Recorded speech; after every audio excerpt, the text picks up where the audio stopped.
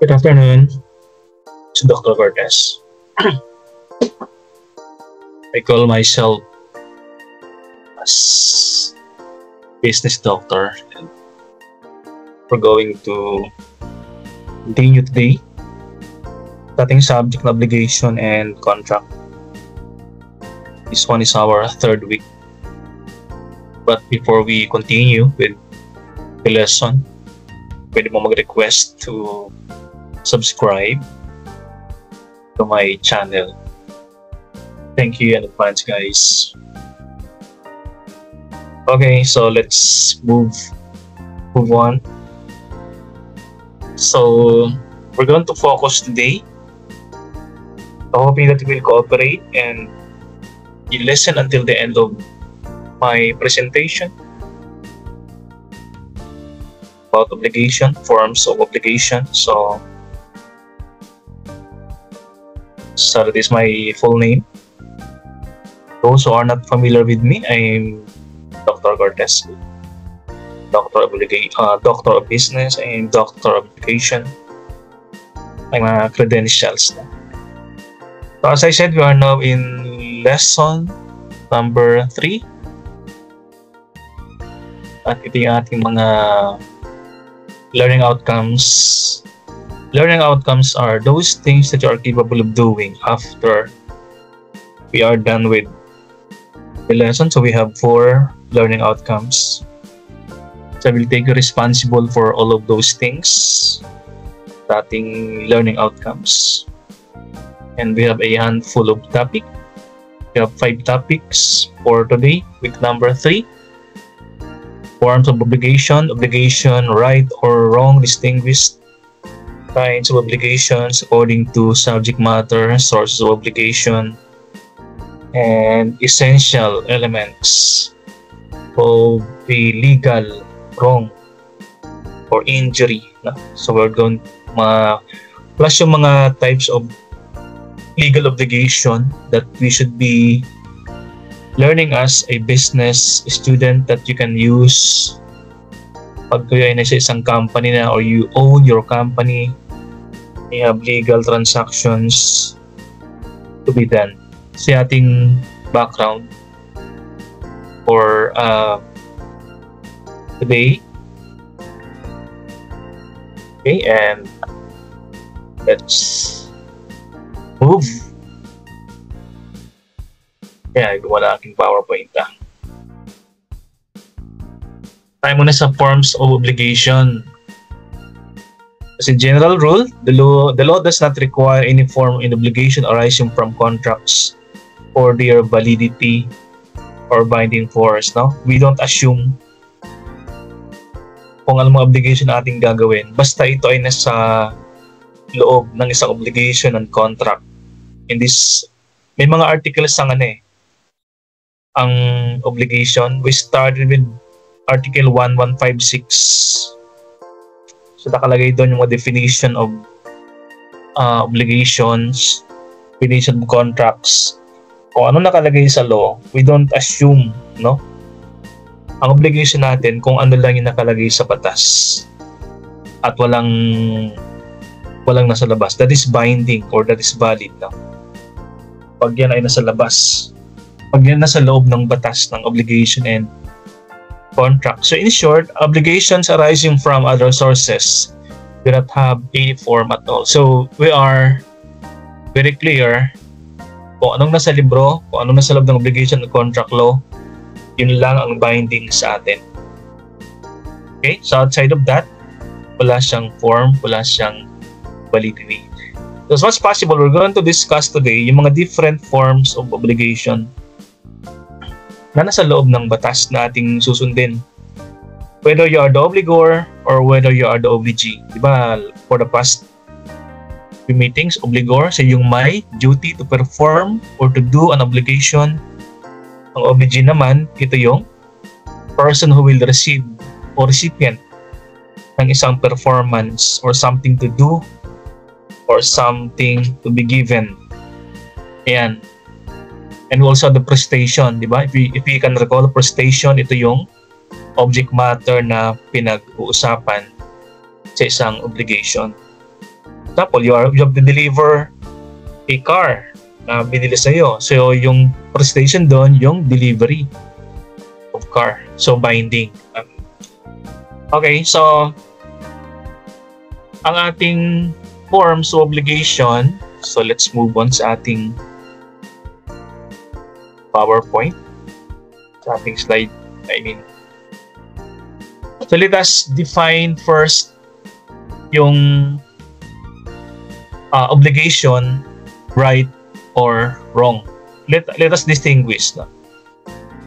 Obligation is the act or performance which the law will enforce. Something to do, you have to give something that is your obligation. You're obligated. Pag yan ay pinag-usapan and nagkasundo kayo, you have a contract. That obligation is enforceable. Otherwise, pag walang pinag-usapan, walang law, sabing dapat mong gawin, so wala kang obligation na tinatawag. So, more on obligation. Obligation is something that a person is morally or legally required to do. Ang obligation, pwede siyang legal, pwede siyang moral. Example, legal obligation. You have the obligation to deliver something pag mayroong binili sa'yo. Example, paying taxes. Ang isang negosyante, nagbabayad ng taxes bawat taon. So you have the obligation to pay. So that is a legal obligation. Now, yung moral obligation mo naman, example, meron kang kaibigan na nangangailangan. Best friend. Nangangailangan siya ng pera. So you have that moral obligation to help that friend of yours. That is obligation. Now, yung right naman, the other hand is the power which a person has under the law to demand from any prestation. Example, yung obligee. Pinintahan mo siya, nagbayad na siya. So, he has now the power to demand yung delivery. Yung binili sa'yo, na example, sasakyan, or fruits, or a caban of rice. Yan. So, a right is a justified entitlement or claim ng isang obligee that a person either legally or morally. So, ang right, pwede siyang legal, pwede siyang moral. No? Example, yung parents mo. Moral right. Yung parent mo, pinag-aaral ka. Parents mo, no? Then, nakatapos ng pag-aaral, nagtrabaho ka na. Okay? Now, yung parent mo, parang mayroon siyang moral right na tulungan mo siya. Parang binabalik mo, di ba? She has that right eh. That is moral right of your parent. Okay? So, ano naman yung wrong? Ang ordinance is legal, meaning it is an act or omission of one party in violation. So, violation of the legal rights of another person. So that is the definition of wrong. Example, stealing from someone is considered morally and legally wrong. Nagnakaw ka, no? Lying to someone to manipulate them is also considered wrong or most moral, in more moral frameworks. Ayan. Ayan. So nagnakaw, that is wrong. Okay? Legally wrong. No? Pag you manipulated somebody to believe in you, example, mayroon kang binibenta. Then yung binibenta mo ano sa inosente. Then you make him or her believe na yung binibenta mo ay talagang genuine or totoo or original. Ayan. Okay? So hindi masyadong legally, but that is morally wrong. Kasi violation of the legal rights of another person or the moral rights of another person is considered wrong. Okay? So let's move on sa ating next slide. Essential elements. Essential elements of a legal wrong or injury. Kailan masasabi na injurious or legally wrong yung isang ginawa natin para sa ibang tao?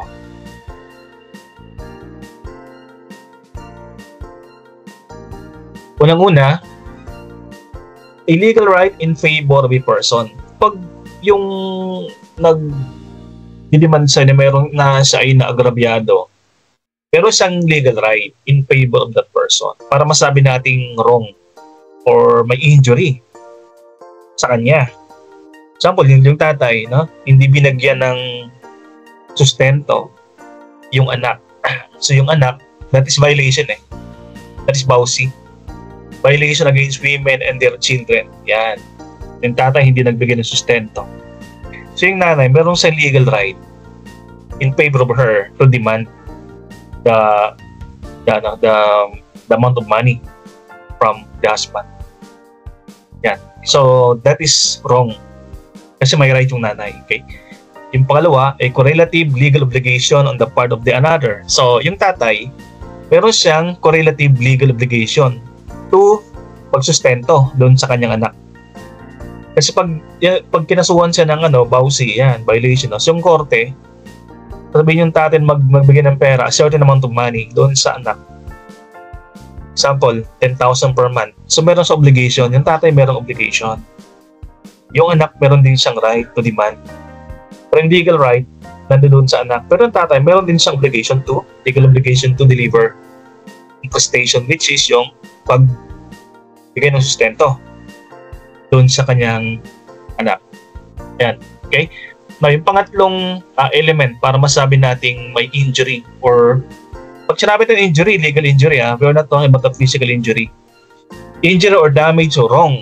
Yung pangatlo, an act or omission by the latter in violation of said right with resulting injury or damage to the former. So yung tatay, yung obligor, hindi nag-deliver. So that is omission. Okay? So pag may omission na ginawa, so yan yung talagang magsasabi na mayroong injury or wrong or damages dun sa obligee or yung anak. Dapat pares yung tatlong yan para masabi nating mayroong injury or wrong or damages na nangyari. Yan. Mga tatlong element. Okay, and let's move on. Kinds of obligation according to the subject matter. Ang una, meron tayong dalawang obligation depending on the subject matter. Ang una, the real obligation. So let us define this one, which the subject matter is a thing, bagay. This the obligor must deliver to the obligee. Okay, so ang real, talagang merong real thing. Pag sinabing real, talagang nahawakan, tangible. Pwede siyang kotse, bahay, pera, or object, no? So this is real obligation. Example, Mr. X binds himself to deliver a car to Y. So, ang obligor dito, si X. Then, ang obligee ay si Y. Ang prestation ay yung kotse. Car is real thing. No? Kaya that is real obligation. Okay, characteristic, it is subjective and universal in nature daw pag sinabi nating real obligation. Example ng mga real obligation, ayan, paying taxes, obeying traffic law. So, yung mga real obligation. Ang personal obligation man, which the subject matter is an act to be done or not to be done. Yan. Yung kanina, real. So, yung prestation na hawakan or may subject matter na hawakan that is tangible. Okay? Pag sinabi naman nating personal, may dalawang klase ng gagawin. Pwedeng positive, pwedeng negative. Pag sinabing positive, obligation to do. Pag sinabing negative, obligation not to do. So, hindi mo nakikita pag personal obligation kasi something to do performance, no? Ang personal obligation, performance. Mantalang real, something tangible or bagay. Okay? Positive or negative obligation. So, sample tayo ng positive personal obligation. A person feels a personal obligation to call their parents regularly. Ayan, to call your parents personal obligation, performance. You have this obligation, personal obligation positive to call your parents every time. Once in a while. No? Positive. Kasi dapat mong gawin. Personal kasi that is performance. Yan. Hindi sa bagay. No? Now, ano naman yung negative obligation? Obligation not to do. Example.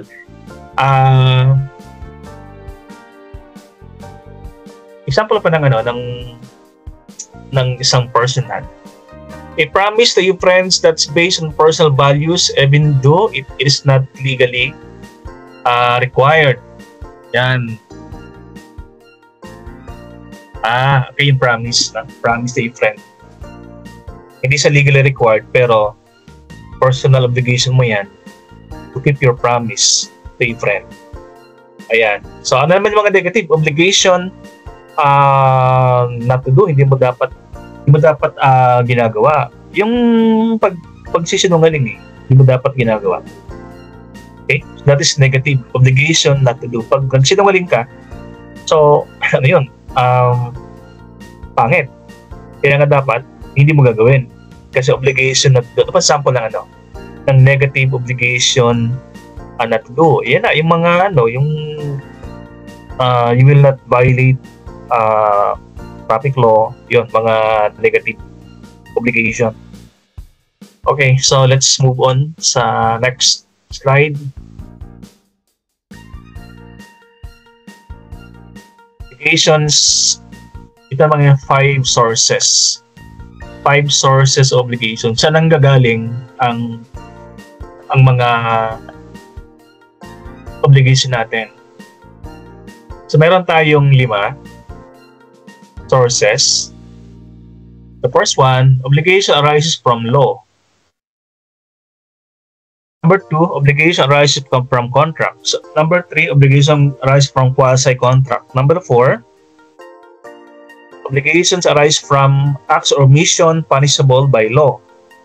And number 5, obligation arises from quasi-delicts. So we're going to discuss, bawat isang sources ng obligation.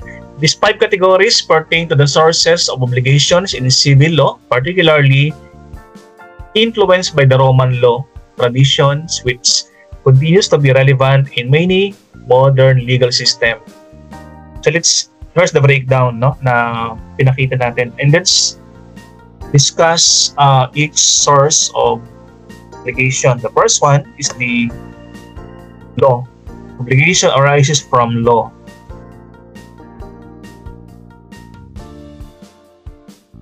And source of obligation number 1, law. Being enforced by law itself. Okay, so very clear, ang obligation mo dito ay nanggaling kasi mayroong law na pinapatupad. Ang common taxes. Meron tayong batas na pag ikaw isang negosyante, you should be paying taxes like 25% ng iyong net income to be paid sa Bureau of Internal Revenue. Otherwise, pag ikaw nag-violate niyan, meron kang kaso, tax evasion law. Okay? Another example, child support. So meron tayong batas na the law on violation against women and their children. Sabihin, pagtatay ka, hindi ka nag-support sa mga anak mo. So meron kang kaso dyan. So meron kang obligation to give amount of money to support financially mga anak o nanay every month. Kasi merong batas na para dyan. So hindi yan sabi-sabi lang, hindi yan moral obligation na kung kailan mo gusto, meron talagang batas, sabi ng korte. And more example, following environmental regulations, mga negosyante na nagtatapon ng meron tayong Clean Air Act kasi. Kapag ikaw nagtapon ng mga waste materials sa air pollution, water pollution, meron kang violation dyan. Ayan. So you should be complying because they are mandated by law. Right? Yung number 2, ang obligation arises from stipulation by parties. Ito hindi naman sa batas, pero napagkasunduan sa kontrata. Yan ang daming pwedeng pagsusunduan eh. Example, yung child support. Sabi ng batas, dapat magbigay ka ng suporta sa anak. Sa kontrata, pwedeng pag-usapan yung mga details ng pagbibigay. Example, pagkano ba? 20,000? Kailan siya bibigay? Every 15th of the month or every 10th of the month? Yan, nakalagay sa kontrata yan. Nagkasunduan, obligation to pay loan. Or pag meron kayong bentahan, magbebenta kayo ng product, tapos malakihan yan. Example, millions of pesos. So, dapat may kontrata yan. Pag malakihan. O nakalagay sa kontrata, obligation to pay, obligation to ilang percent?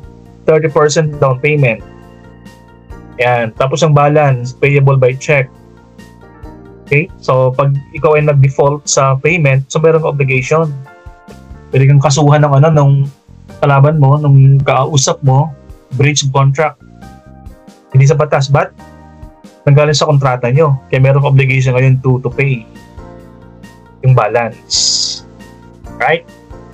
So, more example, let's some more example dito sa contract.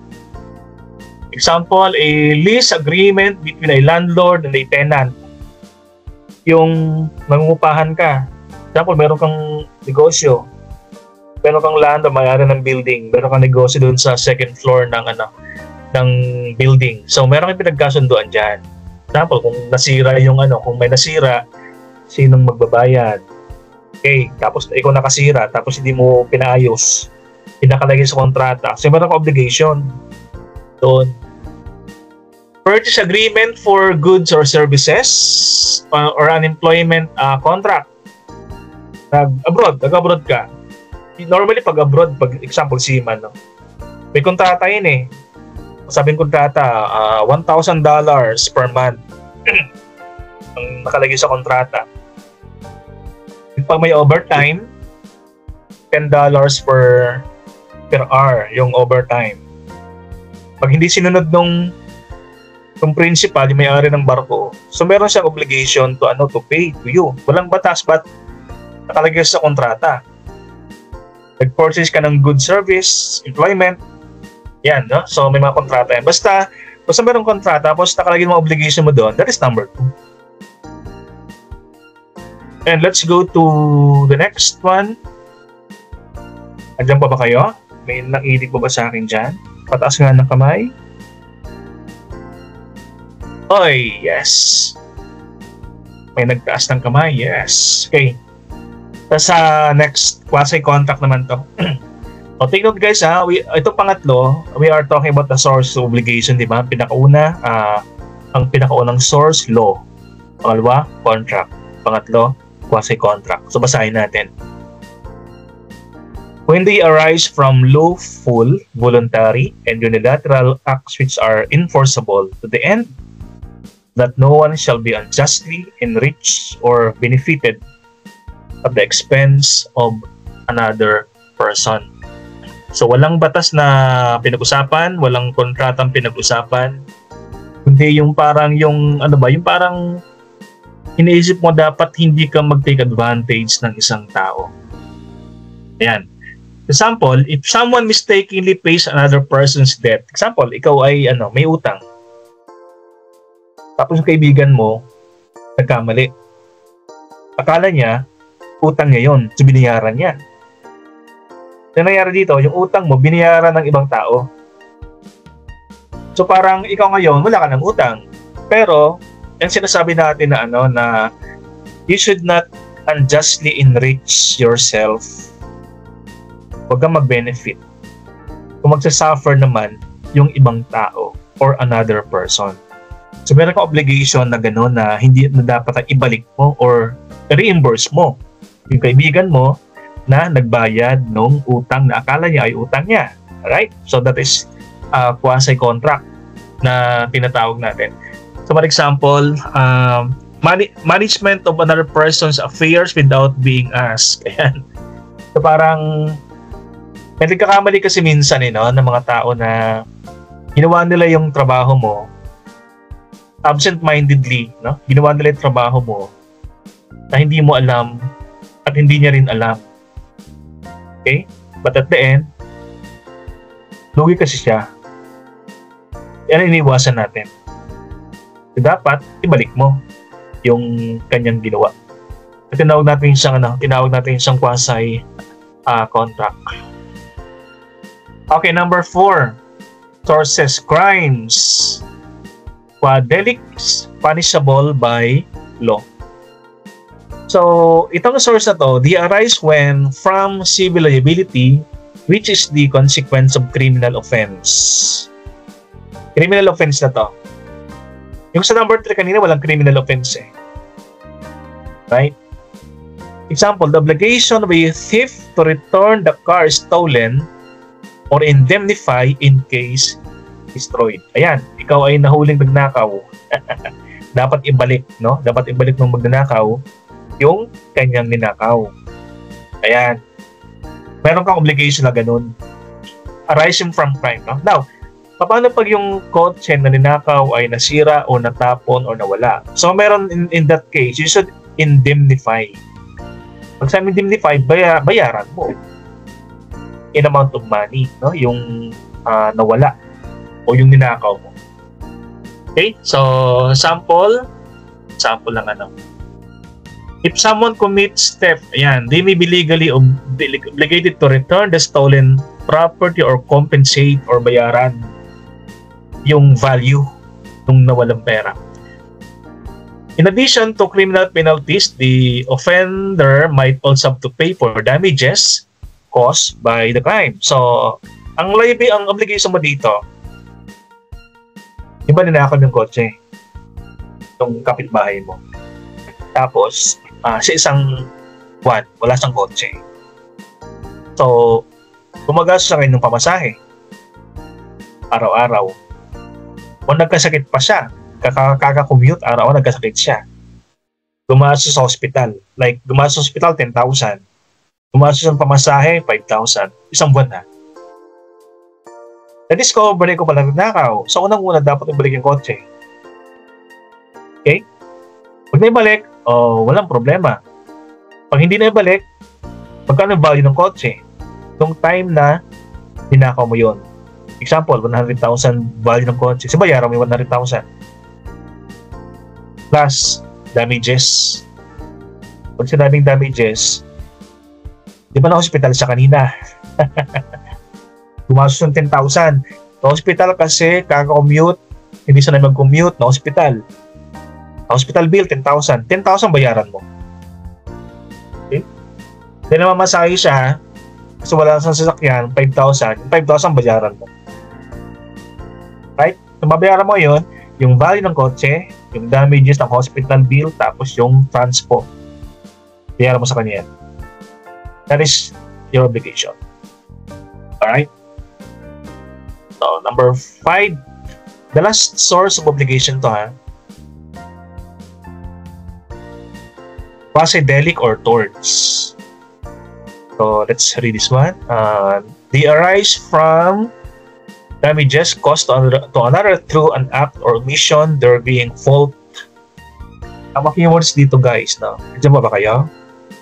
Pataas nga na kamay ng mga kung nandiyan pa kayo sa room natin. Inisip pa na rin ako. For a while lang.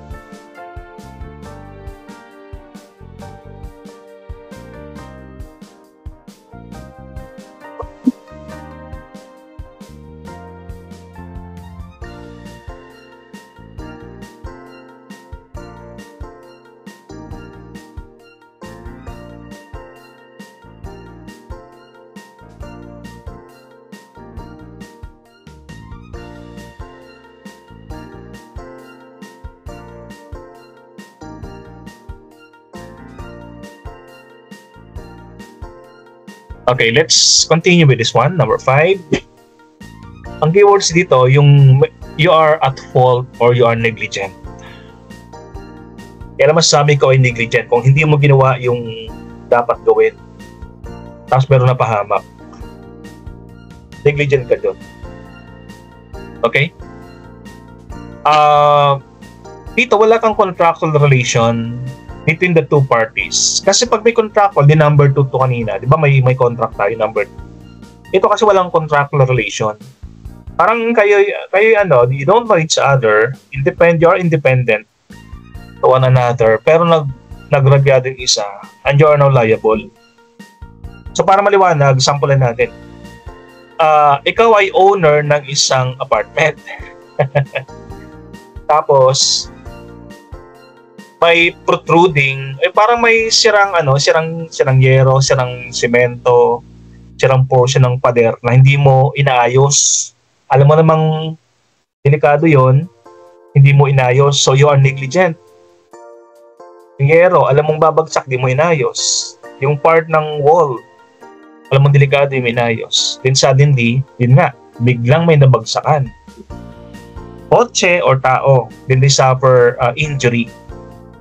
Yung party na yon. So you are now obligated. Right? Walang batas na nakalagay, wala ring kontrata. Quasi-delict or torts ang pagtawag natin dyan. Okay?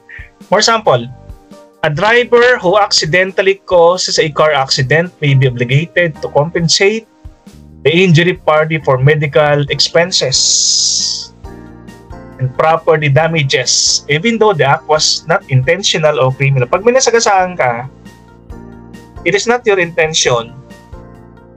You don't have a criminal liability, pero meron ka obligation, no? To shoulder the medical expenses nung nasagasaan, to bring the person to the hospital. That is your obligation. Kahit ikaw may kasalanan or wala. Sa batas, reckless driving resulting to homicide or injury. Kahit kasalanan mo rin, hindi, no? Even though the act was not, hindi mo yan intention, hindi mo pwedeng sabihin, ay hindi po sinasadya. So meron ka pa rin obligation to bring the person and shoulder the expenses, no? Kasi negligent ang tawag natin dyan. Okay? So yun ang mga 5 sources ng obligation. So let's move on sa ating next slide. Sa Article 1158, obligations derived from law are not presumed. Sabi ko kanina, no, ang pinag-usapan nating obligation dito, yung nakalagay lang dito sa libro o dito sa batas ng obligation on contract. So only those expressly determined in this code or in this law are demandable. So pag mayroong obligation na hindi kasama dito sa batas ng obligation on contract, hindi siya demandable. Alright?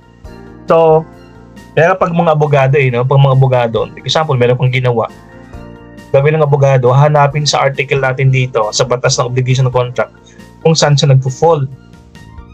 Kung wala nakita, so wala kang liability. Right?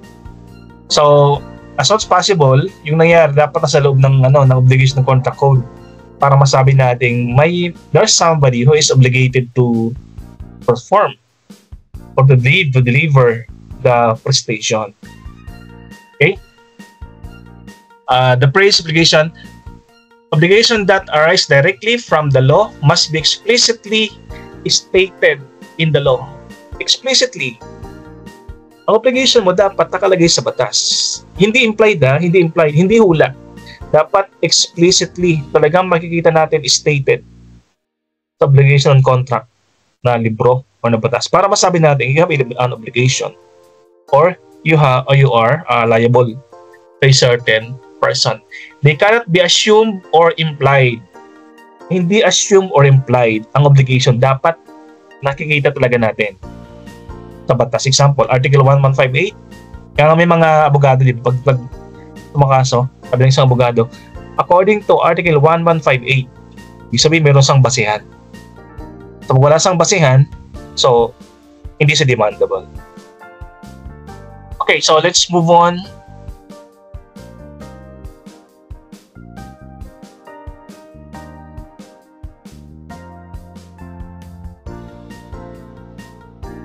So dito pa rin tayo sa legal obligation. So more on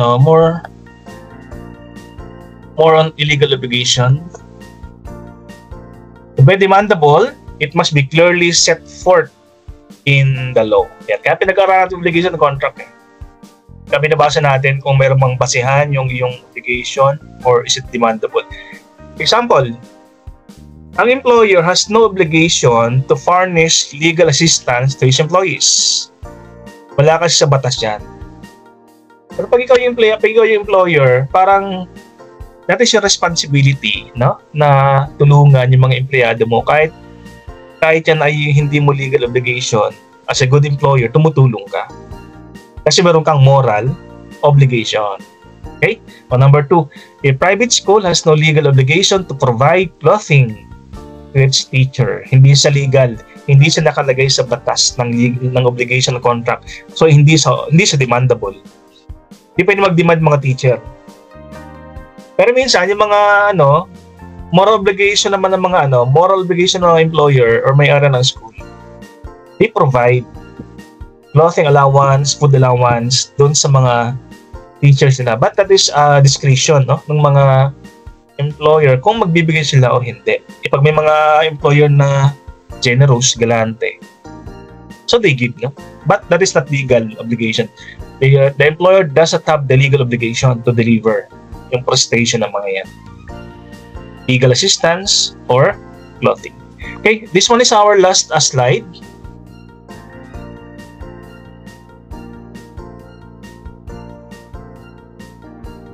This is the last slide. So, one example of a legal obligation.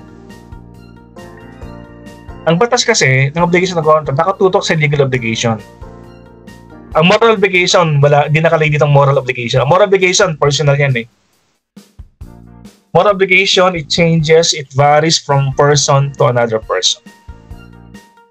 Last example, the legal definition of obligation is a binding tie which requires individuals involved to do something or pay for something under legal terms according to the law. Example, si Eric. Si Eric has an obligation to pay for his speeding ticket. Kasi may batas. Okay? Speeding ticket within 60 days under the state law. Ayan, may nakalagay na state law na North Carolina, for example. So, anong source obligation to? Ito yung source number 1. Law. Okay? So, may law kasi, local law ng North Carolina. So, mayroon siyang obligation to pay his ticket sa loob ng 60 days. Eh, bawat country, bawat locality may kanyang-kanyang law. So, pwede sa magiging source ng obligation. Local law or national law. Yan, no? So, those are the definition of legal obligation. Okay? So, I know that one is the last slide. And I would like to thank you guys for staying with me and watching my video recording. So, I would like to see you again sa aking next na recording. But for the meantime, this has been Dr. Cortez. Paklik naman guys ng subscribe button. Maraming salamat. Bye-bye everyone.